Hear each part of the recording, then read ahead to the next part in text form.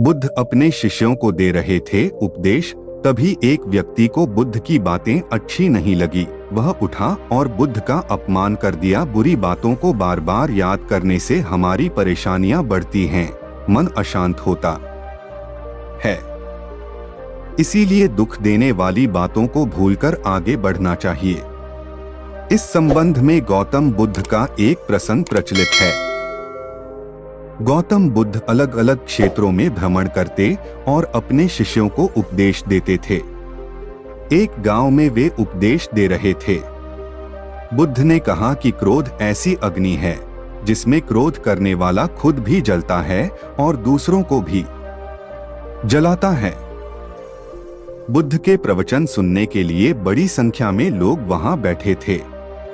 उन लोगों में बहुत गुस्से वाला एक व्यक्ति भी बैठा हुआ था। उसे ये बातें पसंद नहीं आई। वह अचानक उठा और बोलने लगा कि बुद्ध, तुम पाखंडी हो। बड़ी बड़ी बातें करना ही तुम्हारा काम है। तुम लोगों को भ्रमित कर रहे हो। तुम्हारी ये बातें आज कोई मायने नहीं रखती हैं। व्यक्ति लगातार बुद्ध को अपमानजनक बातें सुना रहा था। वहां बैठे सभी लोग ये देखकर हैरान थे कि बुद्ध ये सब शांति से सुन रहे थे, लेकिन कुछ बोल नहीं रहे थे। क्रोधी व्यक्ति बुद्ध को शांत देखकर और ज्यादा क्रोधित हो गया। वह बुद्ध के पास गया और उनके मुंह पर थूककर वहां से चला गया। घर पहुंचकर क्रोधी व्यक्ति का मन शांत हुआ तो उसे अपने किए पर बहुत पछतावा हुआ। वह बुद्ध से क्षमा मांगने पहुंचा, लेकिन उस गांव से बुद्ध पड़ोस के गांव के लिए निकल चुके थे।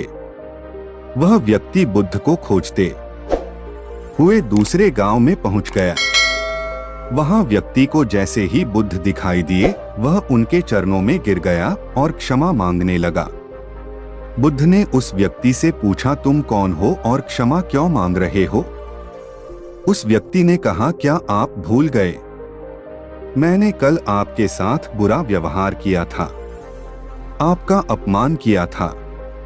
बुद्ध ने कहा, बीता हुआ कल मैं वहीं छोड़ आया हूं और तुम अभी भी वहीं रुके हुए हो। तुम्हें गलती पर पछतावा है, तुमने पश्चाताप कर लिया। अब तुम निष्पाप हो गए हो। बुरी बातें याद करते रहने से हमारा आज बर्बाद हो जाता है। इस आदत की वजह से भविष्य भी बिगड़ सकता है।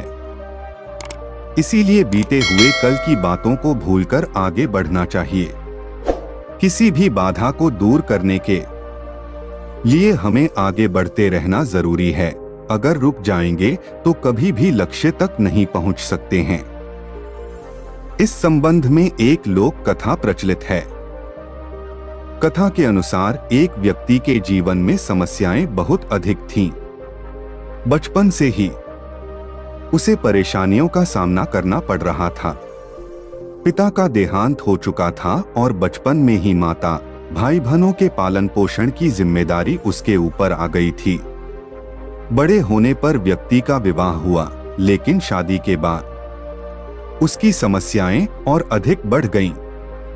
उसके जीवन में एक परेशानी खत्म होती तो दूसरी आ जाती थी। एक दिन वह प्रसिद्ध संत के पास गया। व्यक्ति ने संत से कहा कि मुझे अपना शिष्य बना लें। मैं परेशान हो गया हूं, बहुत दुखी हूं। संत ने कहा कि ठीक, तुम मेरे शिष्य बन जाओ। मुझे बताओ क्या परेशानी है? शिष्य ने कहा कि गुरुजी, एक समस्या खत्म नहीं होती और दूसरी सामने आ जाती है। इस कारण मैं बहुत दुखी रहता हूं। किसी भी काम में सफलता नहीं मिल पाती है। गुरु ने कहा कि ठीक है, मैं तुम्हारी समस्याओं का हल बता दूंगा। अभी तुम मेरे साथ चलो। गुरु नए शिष्य को लेकर नदी किनारे गए। किनारे पर पहुंचकर गुरु ने कहा कि हमें ये नदी पार करनी है।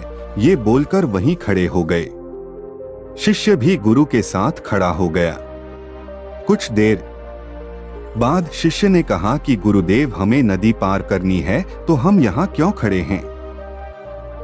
गुरु ने जवाब दिया कि हम इस नदी के सूखने का इंतजार कर रहे हैं। जब ये सूखेगी हम इसे आसानी से पार कर लेंगे।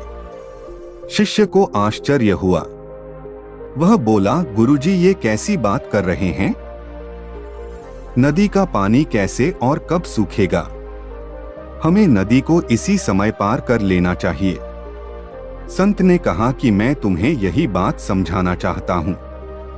जीवन में भी समस्याएं तो आती ही रहेंगी। हमें रुकना नहीं है, लगातार आगे बढ़ते रहना है, तभी तो हम उन्हें हल कर पाएंगे। आगे बढ़ते रहेंगे तो समस्याओं के हल मिलते जाएंगे। अगर रुक जाएंगे तो एक भी बाधा पार नहीं हो पाएगी। शिष्य को गुरु की बात समझ आ गई और उस दिन के बाद उसकी सोच बदल गई। जीवन को सुखी बनाए रखने के लिए हमें किन बातों का ध्यान रखना चाहिए, इस संबंध में संत तुकाराम की एक कथा प्रचलित है।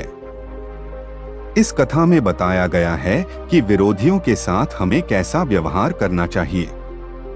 सीख, क्रोध का जवाब क्रोध से देने पर बिगड़ जाती है बात। ऐसी स्थिति में एक को शांत रहना चाहिए। प्रचलित लोक कथा के अनुसार संत तुकाराम अपने शिष्यों को रोज उपदेश देते थे।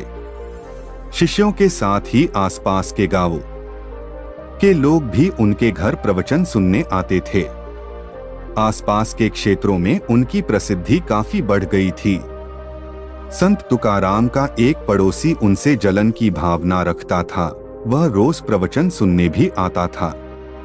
पड़ोसी संत तुकाराम को डोट नीचा दिखाने का मौका खोजता रहता था। एक दिन संत तुकाराम की भैंस उस पड़ोसी के खेत में चली गई और भैंस की वजह से पड़ोसी की बहुत सारी फसल खराब हो गई। इससे पड़ोसी को बहुत गुस्सा आ गया।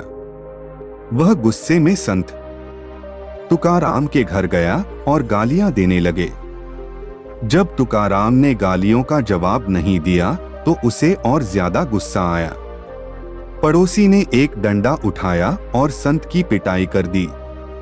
इतना होने के बाद भी तुकाराम चुप रहे। अंत में पड़ोसी थककर अपने घर चला गया। अगले दिन जब तुकाराम प्रवचन दे रहे थे तब वह पड़ोसी नहीं आया।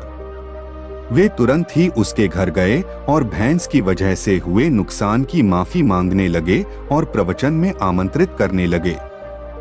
तुकाराम की सहनशीलता और ऐसा स्वरूप देखकर वह पड़ोसी उनके पैरों में गिर पड़ा और क्षमा मांगने लगा। तुकाराम ने पड़ोसी को उठाया और गले लगा लिया। पड़ोसी को समझ आ गया कि संत तुकाराम उनके ज्ञान और व्यवहार की वजह से महान हैं।